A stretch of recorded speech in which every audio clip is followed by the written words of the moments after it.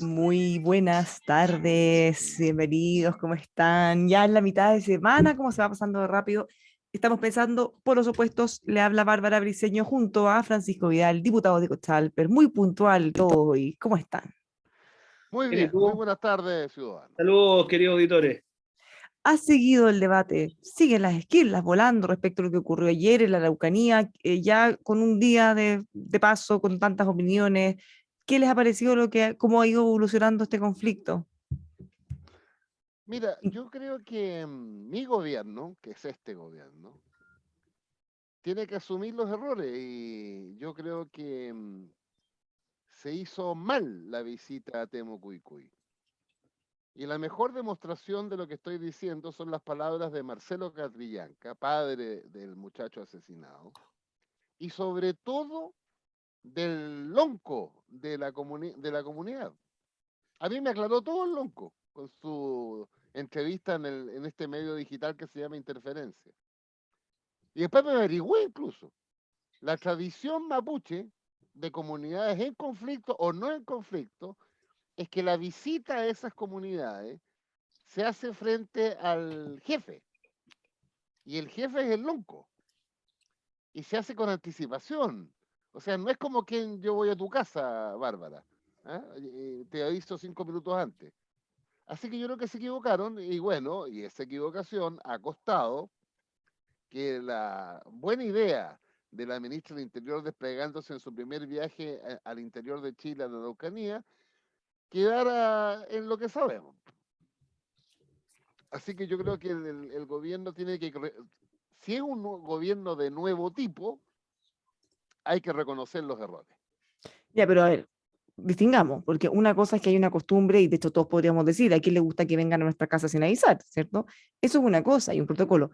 Pero otra es que se sientan con el derecho de salir a disparar y parar y que corten los caminos. O sea, esa es otra magnitud del Esa conflicto. es otra Porque, cosa, pero porque es una propia de cosa es que, Temucuicuy. Sí. claro, o sea, partiendo de la base que hay un protocolo y que no pueden llegar y ir así tal como ellos dicen porque hay que anticiparlo, bueno, entonces tú no lo recibes. Tú, o Claro. sea, si alguien viene sin avisar, uno no le abre la Pero, puerta. O le dice, sorry, estoy ocupado, perdón, y pero, chao. Pero no pero, a ver, salimos a disparar, po. pero momentito, si esto no es así, pues Bárbara, a ver, esto es como que yo llego a mi casa y hay un señor adentro de mi casa y me agarra balazo, porque ese territorio es del Estado de Chile, no es de estos señores. La ministra del Interior estaba yendo a un territorio chileno. Esa es la verdad. Entonces, a ver, acá la cosa es de una gravedad tremenda porque hemos ido corriendo el cerco y nos da la impresión de que es razonable, de que esa gente tenga transformada esa parte en una verdadera frontera con el país. La ministra del Interior en el Estado de Chile no puede circular por el Estado de Chile, por su propia casa, porque un grupo de señores se permite repelerla con balazo, que son los mismos que repelieron en su minuto a Policía e Investigación. Entonces, hoy día estuvimos con ella aquí en la Cámara y la verdad es que se le veía tremendamente afectada. Yo creo ¿Con que quién? ellos, Perdón. con la ministra Siches, Ya estuvo con ustedes ya. Pero sí, pues ella sí. le bajó todo el perfil, dijo que en realidad ni se dio cuenta, Claro. que no va a hacer denuncia porque en realidad no saca nada. De hecho, también les quiero preguntar porque hay un artículo que obliga a los funcionarios públicos a realizar las denuncias en casos como este. Sí. Pero yo, para cerrar mi idea nomás, yo Mm. creo que el gobierno peca de subestimar estas cosas y le pasa en general con todo. ¿Ah? Y por lo tanto, yo creo que esto ojalá sea un baño de humildad, un baño de realismo, un baño de que se den cuenta que aquí no basta con levantar, porque parte de las cosas que yo me enteré es que cuando empezaron a recibir el ataque, ellos como que sacaron una bandera de los pueblos originarios, como creyendo que con eso ya tenían como un free pass. Pero a ver, la cosa es mucho más compleja que los prejuicios ideológicos. Entonces, ojalá el gobierno en esta oportunidad entienda que acá la cosa no es como sus académicos o sus prejuicios lo construyen, sino que es como es la realidad. En Chile tenemos un territorio tomado por gente que se permite ahí tener una frontera con el país. Así lo veo yo, Barbariña, Barbarusca, Barbarien, porque ya Mari Barbarenca, Francisco. Pero de todo este episodio, la declaración del jefe de Temucuicuy tiene una virtud. Él dice, yo converso con el presidente de la República, siempre y cuando el tema de la conversación sea la devolución del territorio. Y dice, yo estoy dispuesto al diálogo, ¿Pero qué diálogo siempre y es cuando, ese?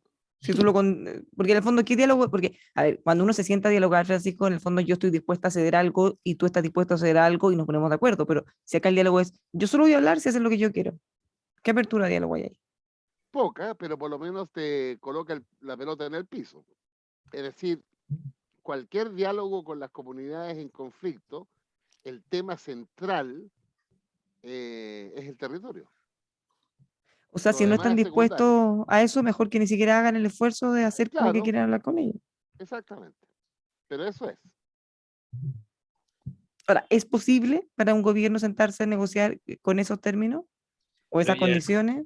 yo creo que es muy difícil porque entendiendo la parte que rescata Pancho, que efectivamente es la primera vez que este grupo se abre a conversar siquiera. Es que eso no es menor, ¿eh? Sí, está bien, pero escúchame, es Pero es como que, decir, ¿qué es conversar si en realidad haga lo que yo quiero? yo creo que no es una conversación, es una más bien, por decirlo así, un emplazamiento a sentarse bajo ciertos términos, póngale como quiera. Pero lo curioso es que ellos de verdad están convencidos que es un Estado separado eso. ¿Eh? O sea, él dice, yo como jefe de Estado, porque en el fondo le faltó poner eso nomás, que solo me entiendo con el otro jefe de Estado. Entonces, yo de verdad creo que es increíble cómo en Chile se ha ido corriendo el cerco de lo razonable. ¿Cómo va a ser razonable que ese grupo de señores esté básicamente ejerciendo un Estado separado ahí? Y yo creo que desafortunadamente, mientras no le pongamos el cascabel al gato y lo digamos como es, eso no se va a resolver por la vía del diálogo. Lo que está diciéndole ese señor entre líneas es, mire, yo estoy dispuesto a conversar con usted, pero simplemente para que me firme la escritura de cesión de tierra. Es que eso no es conversación, pues en el fondo es Claro, entonces, haz lo que queremos nomás. entonces yo lo encuentro muy complejo y el gobierno obviamente que queda en el entredicho en su estrategia del diálogo, que Claro, todos quisiéramos que... Ahora, el tema de fondo, que es la tierra, me metí en varios documentos y libros para nuestros auditores. ¿Eh? Cuando Chile se independizó, el territorio mapuche entre el Biobío y el Coltén eran 5 millones de hectáreas. Cuando el Estado chileno intervino en la Araucanía, le restó al territorio mapuche 4 millones y medio de hectáreas. Es decir, de 5 millones, los mapuches quedaron con medio millón de hectáreas. Y desde el 90 en adelante se han devuelto, por así decirlo, 260.000 hectáreas. Ese es el tamaño del problema. ¿Según quién? Porque, ¿hay acuerdo en esto? ¿No? Según los O, datos, o sea, ¿quién me dio el dato de cuánta tierra se ha restituido? Namuncura, que fue director de la CONADE y que sigue este tema al día a día. 260.000 hectáreas. Entonces, claro, el tema es de una profundidad. Ahora, miren, más complicado.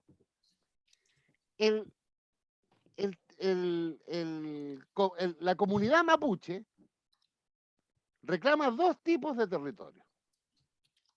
El territorio que se le concedió por el Estado de Chile vía Mercedes de Tierra, que es una parte, y el denominado territorio ancestral, es decir, de los orígenes.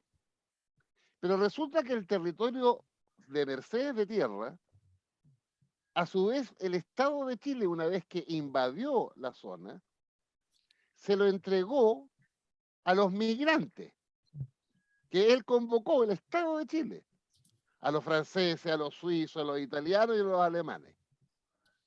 Entonces resulta que puede haber 1.000 hectáreas que, de acuerdo a las Mercedes de tierras compradas por los blancos y que el gobierno ha ido devolviendo, es de los mapuches. Pero la cuarta generación de inmigrantes dice, no, pues si el Estado de Chile, yo tengo el derecho de ver aquí. Entonces, miren el temita. ya, pero Sobre 1.000 hectáreas hay dos dueños. llevándolo al tema práctico, ya más allá de haciéndonos cargo de esa historia, pero hay familias que han vivido 100 años y que ya son varias generaciones atrás, ahí están los bisabuelos, los abuelos, los hijos, los Sí. nietos, ¿cierto? Y ellos viven ahí y toda su vida han desarrollado ahí su actividad y su vida. Entonces, ¿qué se hace entonces con esto? ¿Cómo busca una solución? ¿Se les dice a ellos, bueno, tienen que irse? ¿O les vamos a compensar y pagar? ¿O a los pueblos originarios les vamos a pagar territorio en otras paradas? O sea, tratando de ponerlos como en el lado más constructivo que se puede hacer, porque unos tienen una postura y los otros tienen la otra, son irreconciliables porque es el mismo territorio. Sí, claro. Diputado también, y Francisco. Me metí en Nueva Estoy, que Zelanda. me ¿Tú quedé dando sabes? vuelta con una cuestión, que 260.000 hectáreas hablaste, ¿cierto? Sí. Entonces estoy calculando a cuánto equivale y qué país equivale eso. Yo estoy seguro que eso debe equivaler a Uruguay, ponte tú. O sea, es Es una más cosa, que territorio.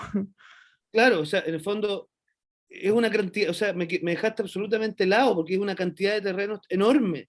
Entonces, si tú ya me dices que se ha hecho una transferencia de esa envergadura, estás haciendo el cálculo, porque la verdad es una cosa enorme. ¿Ah? Son, a ver, corrígeme, son 2 millones, o sea, no, sí, casi 260.000 kilómetros cuadrados. Es una brutalidad de terreno, es prácticamente Uruguay. Ujú. Entonces, Eso es no lo me que se quiero, ha devuelto hasta ahora. no me quiero equivocar, por eso quiero hacer el cálculo bien, pero Le te voy a digo, dar otro dato más, o sea, que no me tenía dejaste idea yo. absolutamente golpeado con ese dato. Porque Si se encuentro que suma, si se suman las hectáreas que reclaman hoy día las comunidades en conflicto, que no son todas, porque son 3.000 comunidades, pues, las comunidades en conflicto, si tú sumas lo que están pidiendo restitución, son otras 260.000. no, es que te das cuenta, mire, si, a ver, el problema efectivamente, a ver, su expresión es la devolución de las tierras, pero acá la verdadera disputa es una disputa histórica, que es si es que entendemos o no entendemos que hay efectivamente un conflicto de propiedad sobre las tierras o no en Chile. Y esa es una cuestión que en algún minuto la vamos a tener que abordar con mucha seriedad, porque Claro, cuando tú me dices este monto y más encima me dices que es la mitad, o sea, prácticamente aquí lo que vamos a tener, si es que la nueva constitución se aplica en los términos que está, porque además esto hasta aquí son sesiones de tierra, pero seguimos hablando de un mismo Estado. Si es que esta gente pues dice que va a constituir una unidad o entidad, no me acuerdo la expresión que emplea, indígena autónoma, lo que vamos a tener es básicamente un Estado cercenado en un pedazo. O sea, podríamos transformar a Chile en una especie de Chile y con una, por decirlo así, franja importante de Temocuicui, pues llevarlo a una comparación. Yo lo encuentro tremendo, o sea, me dejaste absolutamente golpeado con el dato, Pancho, y creo que los que nos están escuchando tienen que captar el silogismo que trataba de hacer. Si es que acá lo que se sostiene es que en Temocuicui hay autonomía territorial y por lo tanto es razonable que esta gente pueda tener una especie de frontera ahí. Uno. Dos, la Convención Constitucional habla de entidades indígenas autónomas. Por lo tanto, si entendemos que esa es la mecánica, con esta envergadura de territorio, podríamos estar hablando de una cosa muy compleja para la integridad del territorio nacional.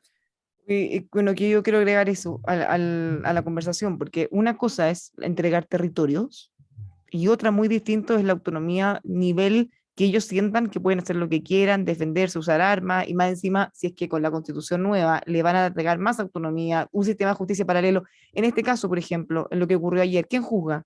¿Con qué criterios? ¿Qué cosas quedan dentro o no? ¿Se va a jugar en la policía, en el Tribunal de Justicia de Pueblo Originario? Porque ellos podrían decir, no, aquí el protocolo de los mapuches es recibir a balazos a los invitados, entonces no hay ningún delito. Por ejemplo, quizás es una caricatura, pero todo eso tiene que acotarse, definirse mejor de cómo O sea, está hasta ellos, ahora establecido. o sea, si seguimos el silogismo de ellos, y perdón Pancho, ellos podrían estimar que un ingreso no de acuerdo al protocolo autoriza a una reacción, que pasaría exactamente lo mismo si, por decirte, ¿eh? Un grupo de chilenos ingresáramos a Bolivia sin autorización, sin respetar la frontera, en fin, eso obviamente que es una agresión territorial.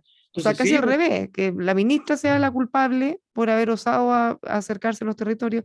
Bueno, y la otra cosa que quiero decir que es súper difícil de abordar y que es políticamente incorrecto, y es que hay una realidad en esa zona, y es que hay impunidad y se busca impunidad para tráfico, narcotráfico, tráfico, robo de madera, y eso es una realidad. Entonces, fíjense que con este estado de excepción, esos son los delitos que más se han frenado. Entonces algunos dicen, bueno, toda esa plata que se deja de recaudar, todos los peajes, lo que se cobra, lo que se extorsiona, lo que se roba, son ingresos que no están llegando y les molesta el estado de excepción, justamente por eso. Más allá de que el atentado se pueda producir con o sin estado de excepción.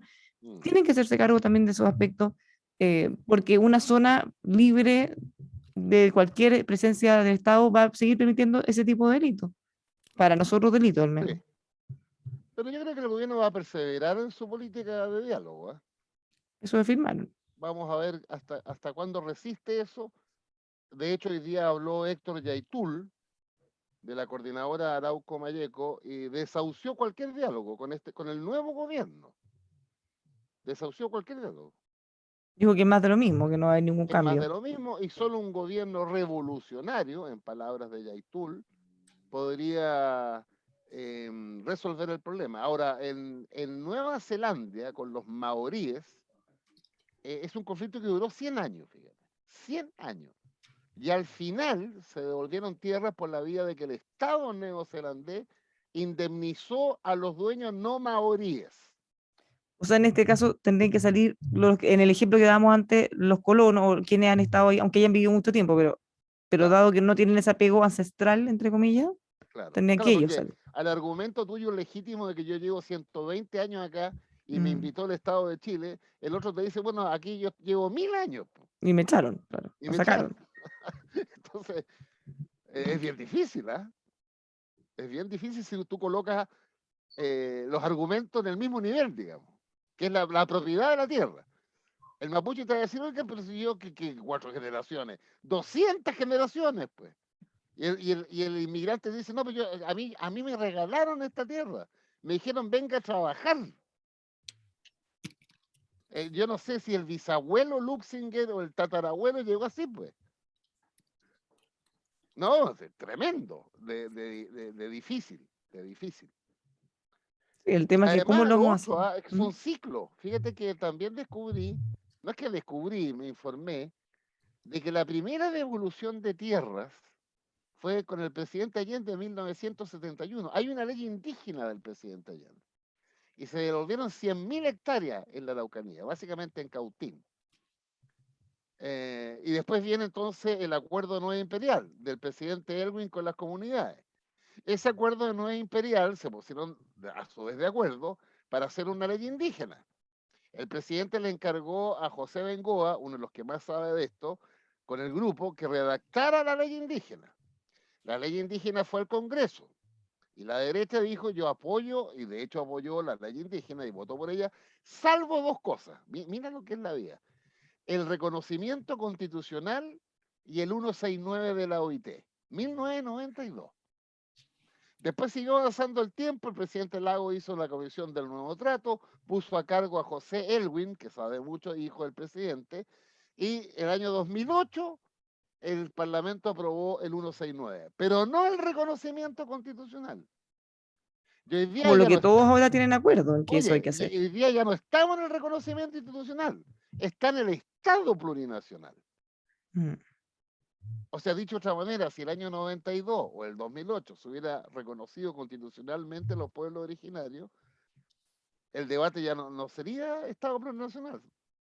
Bueno, y así es la vida, pues, ciudadano auditor. Lo Y mismo otro que dato que les doy, porque con, como soy obsesivo me metí. ¿Cuántos son los pueblos originarios en Chile autodenominados? 2 millones y fracción, es el 12% de la población.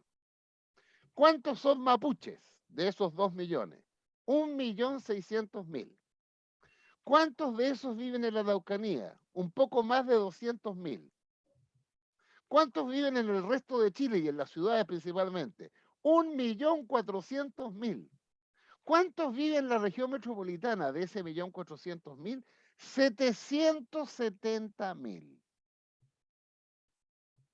bueno, pero esos datos Ahora, que tú das, a qué le alguien llaman? debería decir entonces, perdón, diputado, pero con esos datos que da Francisco, al final alguno podría decir, bueno, entonces, como que no juega o no pega esta combinación de lo que se está pidiendo con los que Claro, realmente están ahí en la zona, porque si uno habla del pueblo mapuche, pero tal como dices tú, la gran mayoría del pueblo mapuche está inserto en la en sociedad, las vive en ciudades. zonas urbanas, viven en ciudades, tienen una vida normal como cualquiera de nosotros.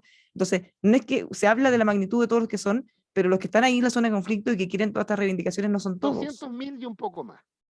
Oye, pero diputados. escúchame una cosa, el autodenominado, eh, broma, por favor que pero en el fondo es cuando en la CACEN les preguntaban si usted o fue para el registro de la CONADI.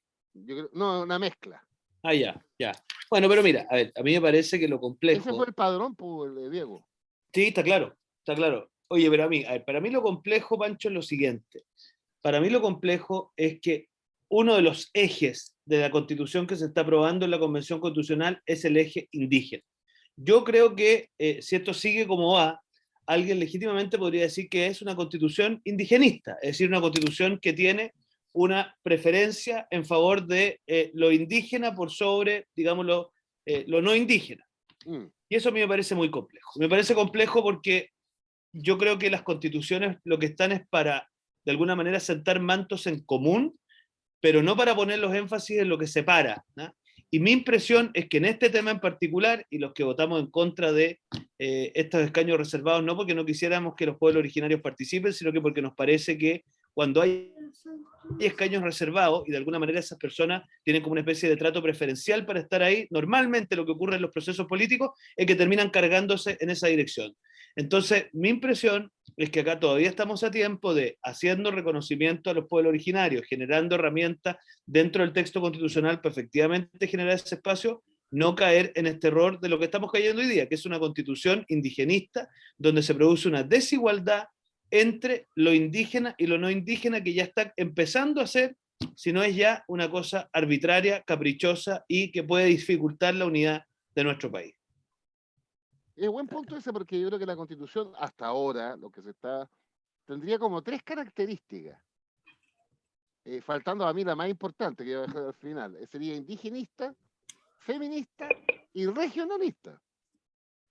Ahí están los énfasis. Pero en sus expresiones más extremas, esos 3 elementos, po. Sí, pero ahí están. Por eso te digo los Sí. énfasis. Y a mí lo que me voté por el apruebo, pensando, respetando todas estas características, pero yo creo que la clave de la Constitución es que genere un Estado social de derechos en Chile, que cubre a toda la población. Salud, Ahora, educación, vivienda, empleo, trabajo, pensiones. Ahora, yo creo que el común de las personas que votaron a PRO lo hicieron por tu razón. Es que ese es un tema que además se partió por estos temas antes. Entonces, Claro. cuando la gente está siguiendo, se fijan, se ha hablado mucho de los estados regionales, de los pueblos originarios. En cada una de las cosas hay un apartado para pueblos originarios, derecho de propiedad especial para pueblos originarios. Entonces, el debate se ha llevado mucho ahí porque la discusión de los derechos ha venido después y con un tono un poco más bajo. Entonces, como dice Francisco, la gente que está esperando mejores pensiones, más vivienda, mejor educación, mira esto y dice, oye, pero estamos todos peleando que es bicameral o unicameral, pueblo originario, sistema de justicia especial para los pueblos originarios, pero ¿dónde están las cosas que ellos quieren? Se ha demorado en llegar. Vamos a hablar de esto a la vuelta. De hecho, están dejando para el final el tema de los derechos, y esa es en mi opinión, es la clave. O sea, Probablemente. el gran cambio de Pero Chile. eso tiene su razón, pues Pancho. Cuando el aperitivo y el almuerzo ha estado malo, al menos el postre tiene que ser bueno, pues.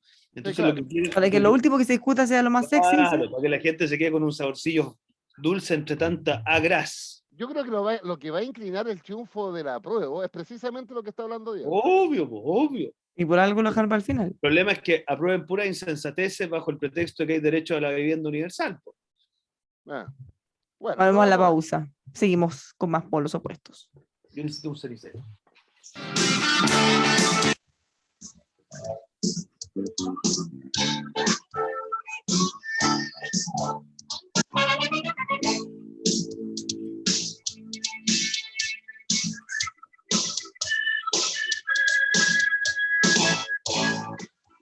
Ya estamos de vuelta, seguimos haciendo pueblos opuestos. Le habla Bárbara Briceño junto al diputado Diego Chalper y Francisco Vidal. Estaba planteándose las inquietudes respecto al orden, cómo se discuten los temas. Y bueno, el plato fuerte de la convención probablemente a nivel de opinión pública va a ser cuando se empiecen a establecer los derechos. Y más encima en esa comisión, por un tema de orden, obviamente se comienza por quiénes son sujetos de derecho. Entonces, es un poco más engorroso hasta llegar finalmente a lo que está esperando la gente, que es qué pasa con salud, educación, vivienda, etcétera, Francisco, o diputado. Tal cual, que se me cayó un vaso aquí, cuidado.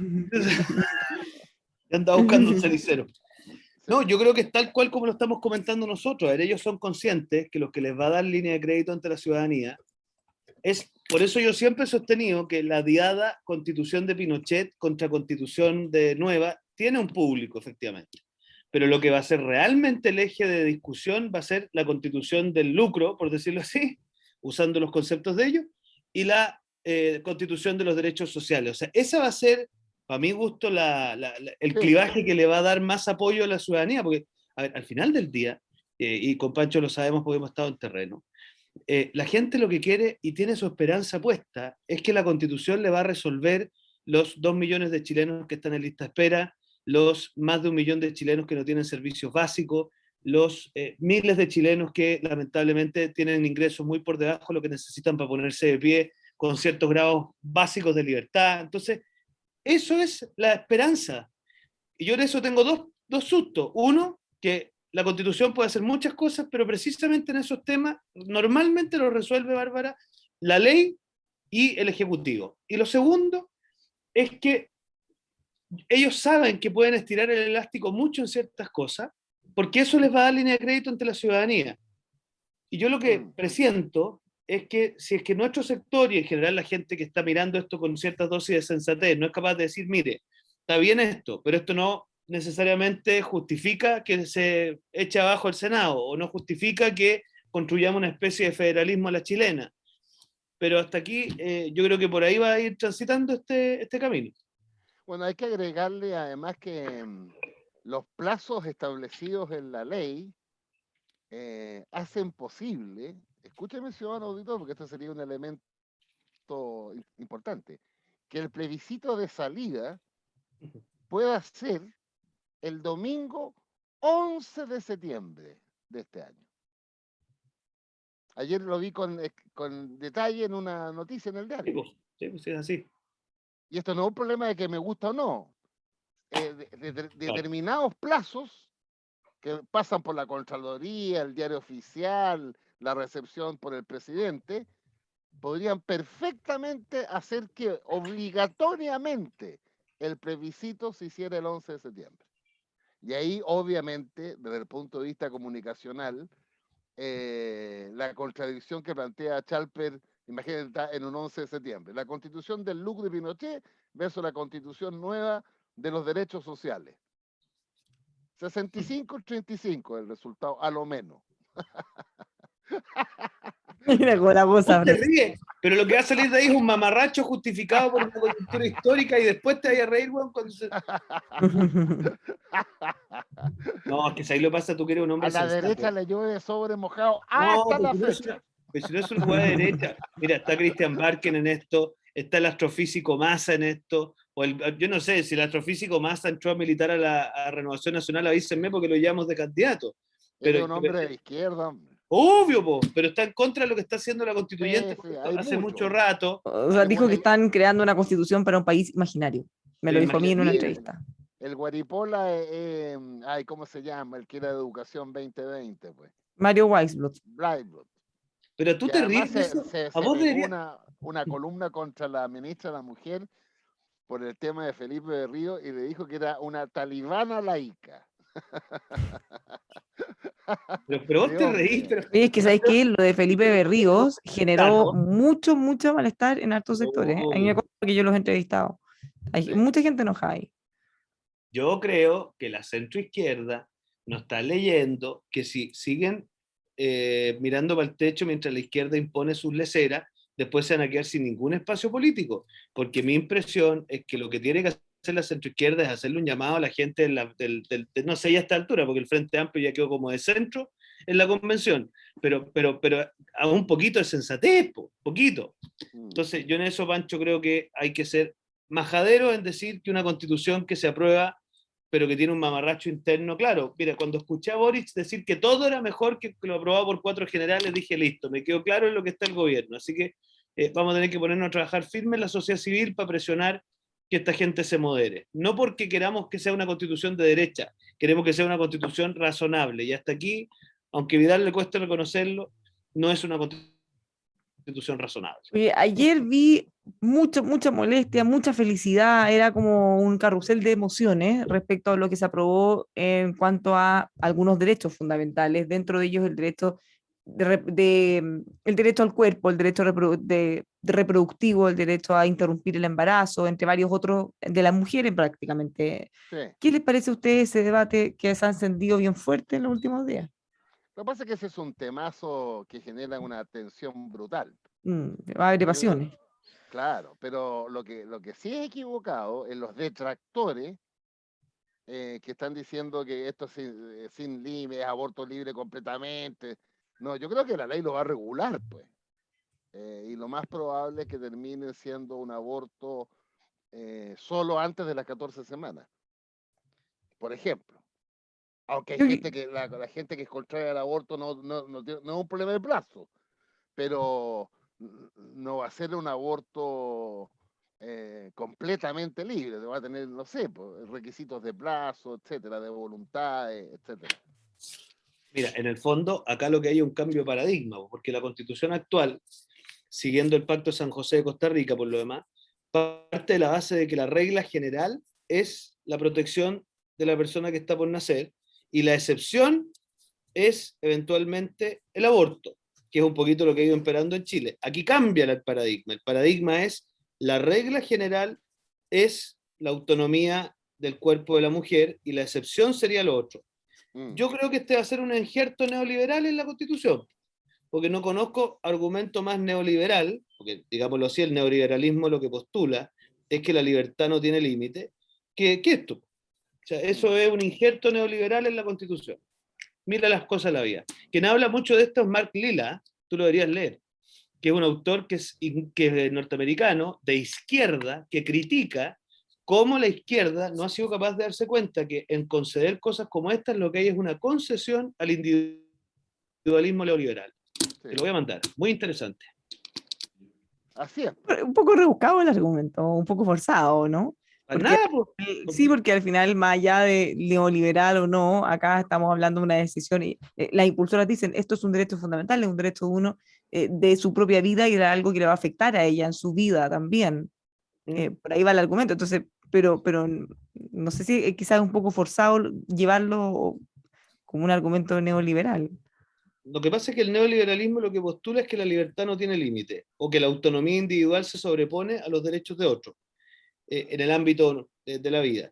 Y bueno, cuando usted, a ver, si usted reconoce que lo que está dentro del vientre materno es una persona, porque ahí ya la discusión adquiere otra dimensión, ¿no? Obviamente esto es una visión neoliberal, porque cree que la autonomía por decirlo así, la persona gestante se sobrepone a los derechos de la persona naciente. Y eso es un argumento, para bien, para mal, le puede usted gustar, puede no gustarle, pero es un argumento que se incardina en el neoliberalismo. ¿Cómo lo ve, Sí, buen Francisco? punto, buen Porque punto. este tema va a dar para un largo rato. Sí, pero esto lo va a resolver el Parlamento si es que se aprueba la nueva Constitución. Como todas las cosas, va a ir al Parlamento, a un Parlamento de correlación de fuerzas distinto, salvo que no haya normas transitorias, y al no haber normas transitorias, al momento que se promulga la Constitución, como dicen los abogados, in actum entra el nuevo sistema, y el nuevo sistema sería una elección nueva, de un nuevo Parlamento. No, eso parece que está en la regla que no se puede hacer. Es un Salvo, temazo. Lo que está no, diciendo Pancho es un temazo. No, claro, pues, salvo está pendiente. no, pero Sí. a ver, lo que está en el marco de lo que pueden o no hacer es, no se puede cesar a la gente en sus cargos, salvo que la institución cambie demasiado, que es lo que podría pasar en el Senado, por ejemplo, si el Senado lo eliminan o algo totalmente distinto, quizá habría un espacio para que lo echaran de alguna manera y crearan la otra institución. Lo Va que a pasa ser, es va que a ser complicado. lo que hace gradual el cambio es las normas transitorias. Claro. Pero si no hay normas transitorias, empieza a funcionar de inmediato. Entonces, sigamos el ejemplo del Senado. Ya, no hay normas transitorias para que el Senado se termine a los 8 años de los recién electos, por decir algo. Bueno, los senadores, si no hay esa norma transitoria, cesan en sus funciones. Ya no va a existir el Senado en Claro. ese caso.